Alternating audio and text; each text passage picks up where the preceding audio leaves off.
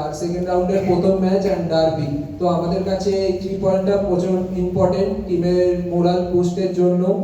আর টিমের প্রতিটা প্লেয়ারও জানে যে ডার্বির কতটা ইম্পর্টেন্ট, কারণ এখানে ফ্যানরাই অলরেডি যে আগে খেলে দেখেছে, তো সব প্লেয়াররাই অলমোস্ট জুনিয়র 2-3টে প্লেয়ার ছাড়া অলমোস্ট সব প্লেয়াররাই ডার্বি খেলেছে এখানে।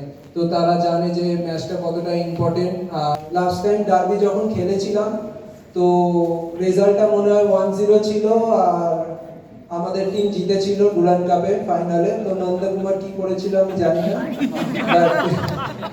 বাট যারা অ্যানালাইজ করছে হয়তো তারা ফুটবলটা বেশি বোঝে কোচেদের থেকেও, তো মেবি তাদের অ্যানালাইজে সেটা বেটার হতে পারে। বাট আমি কোচ যেটা চাই আর আমি নিজের বেস্ট অলওয়েজ মাঠে পারফর্ম করার ট্রাই করি।